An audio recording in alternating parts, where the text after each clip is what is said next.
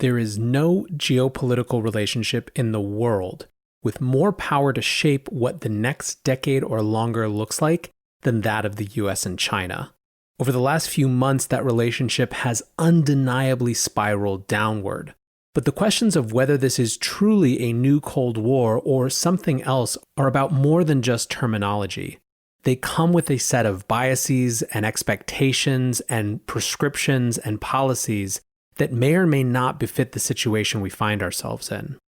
This episode is a primer on the fault lines in the US-China relationship and what we should think about whether it is in fact a new Cold War. Welcome back to The Breakdown, an everyday analysis breaking down the most important stories in Bitcoin, crypto, and beyond. This episode is sponsored by Bitstamp and Crypto.com. The Breakdown is produced and distributed by CoinDesk. And now, here's your host, NLW. Welcome back to The Breakdown. It is Wednesday, July 15th, and today we are talking about China. This originally started as a brief, but when I got into it, I realized that this is a subject that we keep coming back to on The Breakdown, and we're going to, right? Because it has such a huge impact on the world that we live in. It sets the context for so many parts of our economic policy, our global military policy, basically the things that shape the nature of the world we live in and operate businesses within. And so I thought it might be valuable to expand out what was going to be, like I said, just a short brief, and instead look at some of the key fault lines for the US-China rivalry. My goal with this episode is not to pretend that I'm an expert in this. In fact, I've already brought experts in on China. I will be bringing more experts in on China. If you want a primer on the relationship over the course of history, going back to the 1940s, the 1970s, the 2000s, etc., go listen to my episode with Graham Webster. This instead is about some of the key issues that you're going to be reading about day in, day out in the news. And my goal is really to help give you some context as you start to try to absorb all that information and make sense of it yourself. So let's kick off with the context for why we're discussing this right now. And really this week there have been a number of potential contexts for this as we'll get into, but the one I want to specifically mention is yesterday Donald Trump made a speech about the Hong Kong Autonomy Act. At least nominally, it was about the Hong Kong Autonomy Act. And the idea of this bill is it's a bill that imposes sanctions on entities that help violate Hong Kong's autonomy and the financial institutions that do business with them. So this is legislation that's been talked about for a while. It was finalized in June, and that President Trump just signed yesterday, that basically is part of the response of the US to this national security law, which effectively brings Hong Kong much more into the Chinese system rather than preserving this sort of differentiated relationship. Now, we're going to talk more about Hong Kong in a minute, but this is the latest tit for tat back and forth that China and the US have had among a number of them over the last few weeks and especially the last few months. But importantly, this also showed how tied up US politics is in this relationship.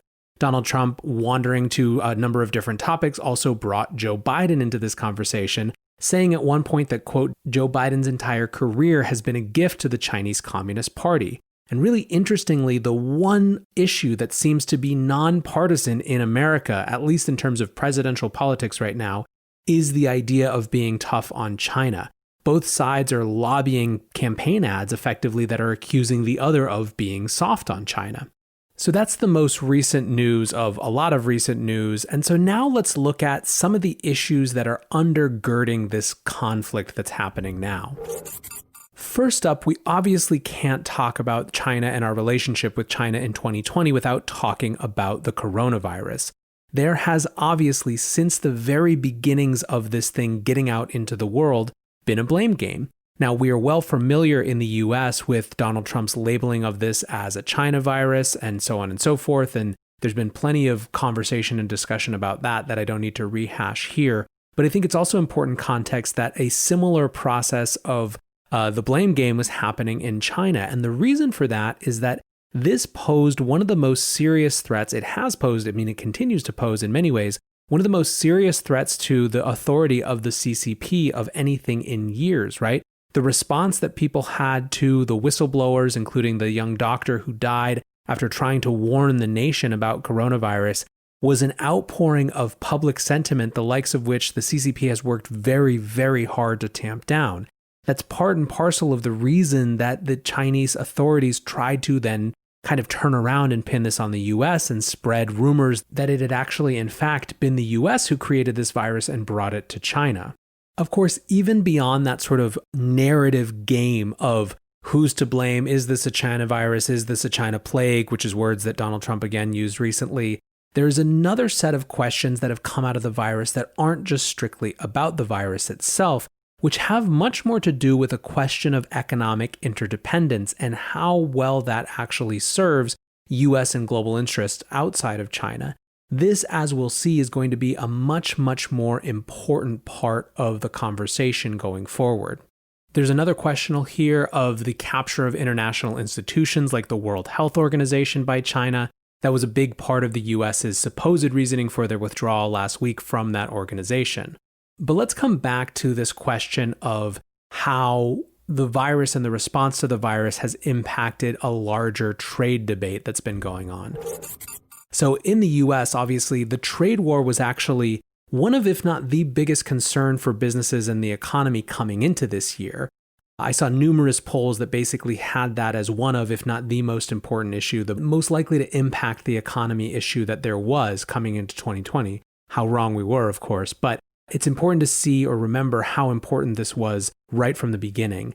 Last Friday, Donald Trump told reporters that basically that phase 2 of the trade deal with China had much more doubt cast on it because of their handling of the coronavirus. So again, this is the use of this sort of coronavirus narrative to come into play with the conversation of the larger trade balance between these two nations. Importantly here, it's not just the US that's involved with changing relationships with China as it relates to trade that come out of its response to coronavirus and just its general presence in the world. Australia is obviously hugely within the Chinese sphere of influence by virtue of the fact of being so physically proximate and by having such deep relationships, but is also in some ways more connected to Western governments, to the US, to the UK, to Canada, etc., in terms of political, philosophical orientation. China is, however, Australia's biggest trade partner. In 2018 and 2019, trade was $235 billion, which was 2.5x Australia and Japan's trade balance, which was the next highest number. What's more, China spent $153.2 billion on Australian exports in that same period, which was 32.5%, almost a third of the total. The magnitude of those numbers is really important to keep in mind when you see that after Australia led calls for an inquiry around the virus's origin and China's role in it, Beijing slapped an 80.5% tariff on barley in retaliation. Australia had also recently, earlier this year, announced a boost in defense spending, $186 billion over 10 years, clearly suggesting that they were getting less secure and less comfortable with their physical proximity to China. So we've discussed the role of China in the coronavirus and their culpability there. We've also discussed the ongoing and sort of omnipresent questions around trade. But in many ways, the biggest shift in the world's relationship with China recently has come around Hong Kong's national security law. This is a law that was proposed last year and finally enacted very recently that effectively outlaws all criticism of the Chinese government. It makes Hong Kong, by all accounts, effectively completely within the Chinese sphere of influence and domain. The response to this law, as well as to China's response to this law, right? China's response to the protests that have been breaking out in Hong Kong for over a year now because of this law, have been divisive in international politics. On the one hand, you have many members of the United Nations, specifically those who are within the sphere of influence of China's Belt and Road Initiative, who came out and supported it, but the larger sort of Western bloc, as we thought about it in the Cold War, coming out to condemn it. You have a new coordination body called the Inter-Parliamentary Alliance on China, which includes members from 16 countries and the EU, senators from the US, the UK, Australia, Canada, Japan, and others, who are all kind of trying to create global consensus around issues like dropping extradition relationships with Hong Kong now that this law has been enacted. Obviously, in the context of this podcast and this exploration, the big response to the Hong Kong national security law that matters is the US's response. In addition to this Autonomy Act that was passed, Donald Trump also signed an executive order revoking Hong Kong's special trading status. Basically, there was a recognition that there was now no longer a one country, two system type of policy or type of reality that the US could work against. This could lead to additional tariffs in Hong Kong. This could make it a much less attractive business environment. Now, on the one hand, there are critiques of some of these measures, the biggest being that this will drive Hong Kong closer to China. But at the same time, these have passed through Congress and the Senate with flying approval, basically. The UK has said that it will open up more visas for Hong Kong residents, which was a move that was condemned by the Chinese. Australia has already opened up more visas for Hong Kong residents. So this issue of Hong Kong is a significant international issue and one that has big open questions. Just recently, there was a Bloomberg article that is about the fear of growing taxes in Hong Kong as well. There's a new potential tax rate as high as 45%, which would be up from 15%, that seems sort of specifically designed to, at least in part, push foreigners out.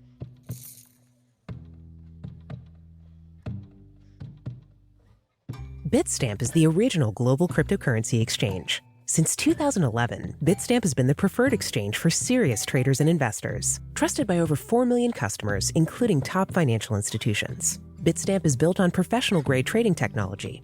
Their platform is powered by a NASDAQ matching engine, and their APIs are recognized as the best in the industry.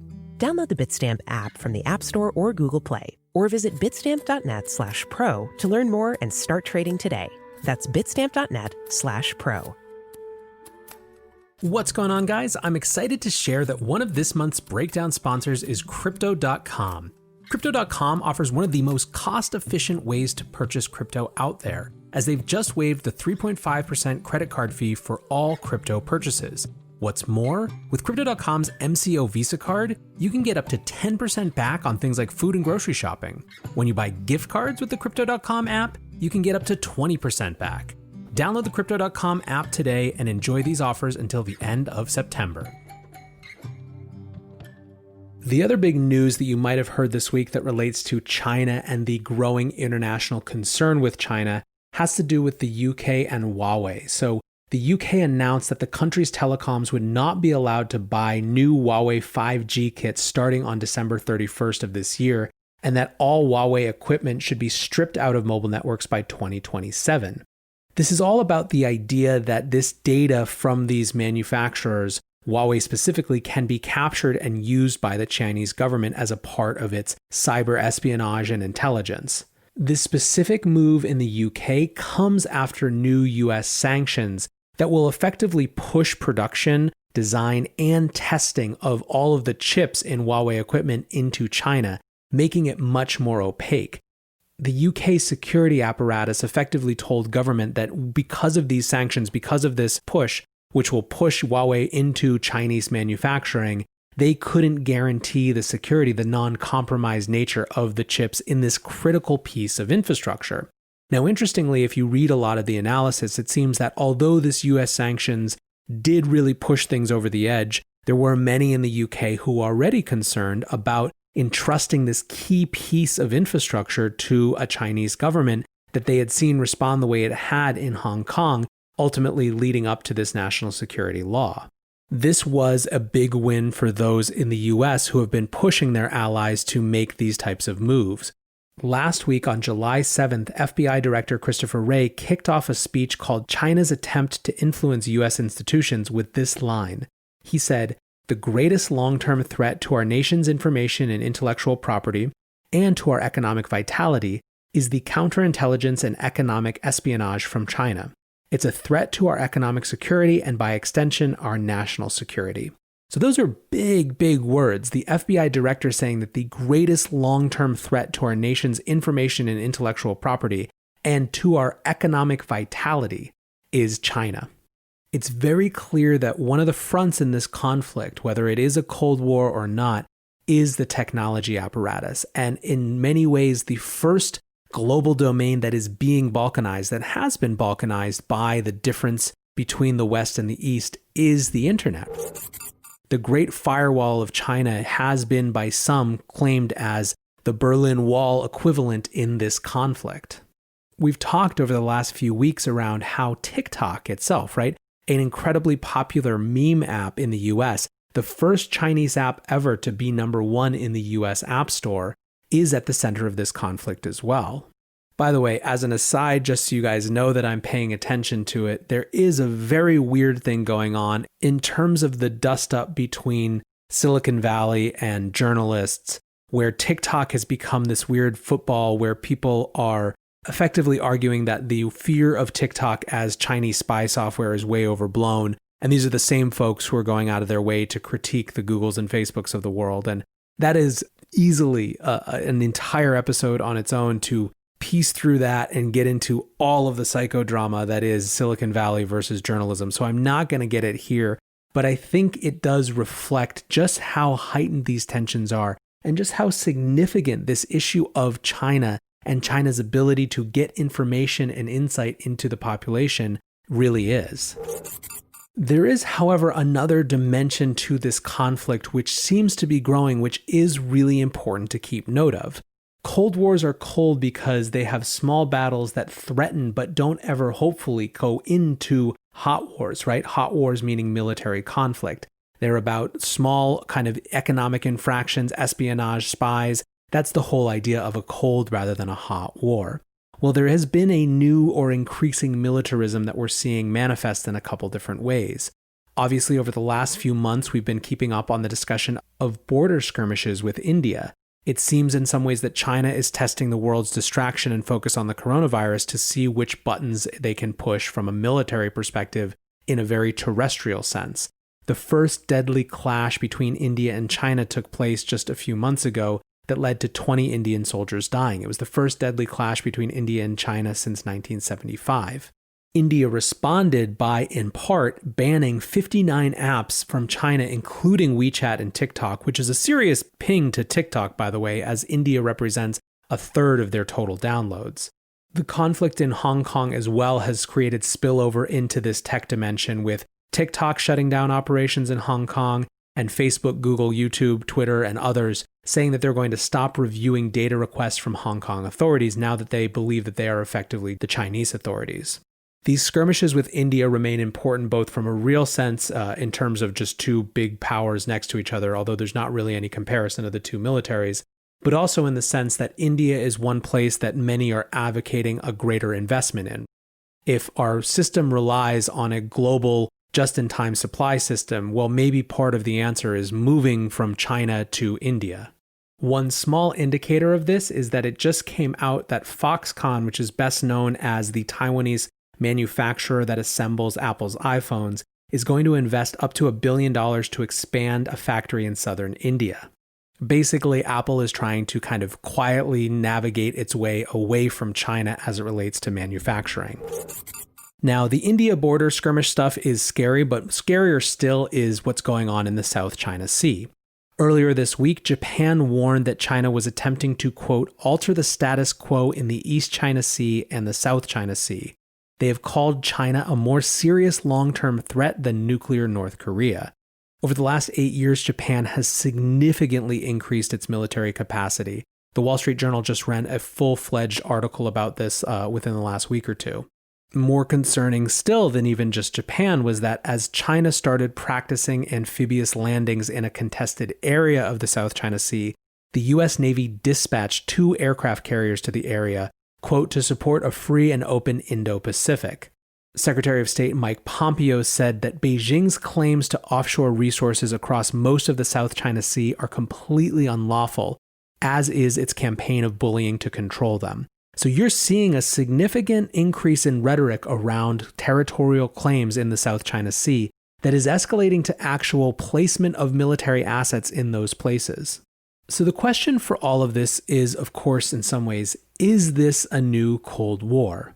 The New York Times on July 14th wrote, "Caught in ideological spiral, US and China drift towards Cold War."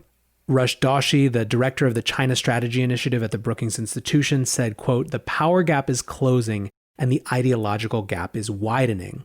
China's foreign minister last week said that this is the lowest point since reestablishing diplomatic relations in 1979, the lowest point in the US-China relationship. Now, in many ways, it feels hard to argue against the idea that this is at least the start, right? It has some of the hallmarks of a new Cold War. We have this ongoing tit for tat. We have proxy battles in the business sphere. We're seeing things like student visas used and withdrawn as a way to get at this conflict. But there is, of course, as well, much that's different.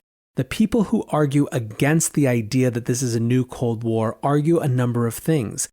Mario Del Perro is an international history professor at Sciences Po and wrote an article about this, an opinion piece about this just recently. He says, as is often the case when thinking analogically, invoking a cyclical vision of history obfuscates more than it clarifies. This thinking promotes policy prescriptions which are at best useless and at worst outright dangerous. He gives 3 reasons that this is different than the Cold War. The first, he says, is that the Cold War was an ideological clash between, quote, 2 universalisms, 2 versions of history and the historical process, 2 models of modernity.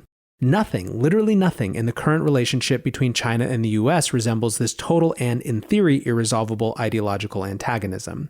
2, the Cold War was a battle over Europe. Nothing mirrors that as well. And 3, during the Cold War, there was no global system. This is his quote, "Over the past 50 years, we have seen a process of global integration that frequently puts the Sino-American relationship at its very center. Interaction between the 2 countries has become both a product and a decisive driver of globalization." I don't have the answers, but I do have some thoughts. And my major feeling as I reflect on all of this, again, as an observer, not as an expert, is that in some ways, whatever the nature of this conflict is, the phase that we're in is something of an act of unwinding the global interconnectedness. In that way, it's almost a process by which we might allow for the preconditions for a Cold War to take root. That's why so much of this is about business. I think that the people who say this isn't a new Cold War, the world is too interconnected, are right on some level. The interdependency, the nature of just-in-time supply chains, etc., is very, very different from what we had before. However, look at all of the first acts, the first opening salvos of whatever this conflict is. It's to withdraw students from each other's universities and to make it harder.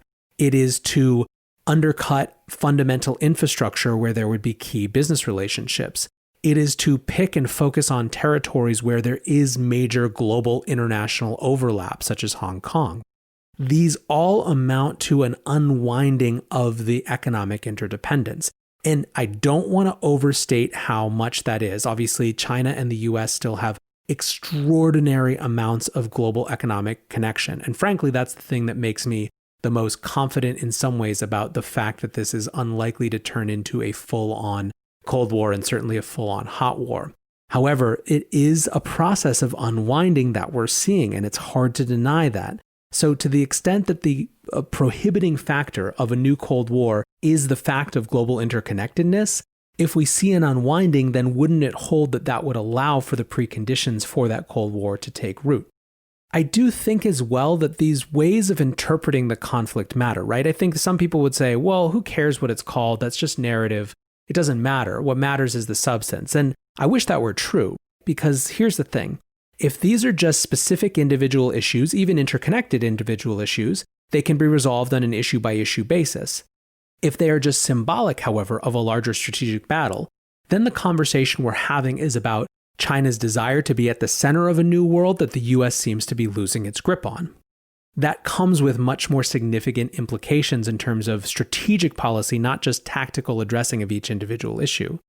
Finally, if all of this is, hold aside strategic, if all of this is just symbolic of a larger ideological battle, 2 ways of seeing the world that are fundamentally confronting, that's the hardest of all. That's what got us into Cold War I in many ways, is the leveling up from specific issues to a larger strategic battle to a larger ideological battle. I do think that right now we're in a period where many of the people who use the terminology of Cold War are using it because they believe prescriptively that that is how we should see it. And that doesn't mean that you should disagree with them. It means that as you are trying to make your own opinion, you should know that there is more than a little bit of self-fulfilling prophecy in that.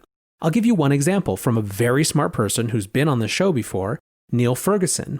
He says, I have argued that this new Cold War is both inevitable and desirable. not least because it has jolted the US out of complacency and into an earnest effort not to be surpassed by China in artificial intelligence, quantum computing, and other strategically crucial technologies.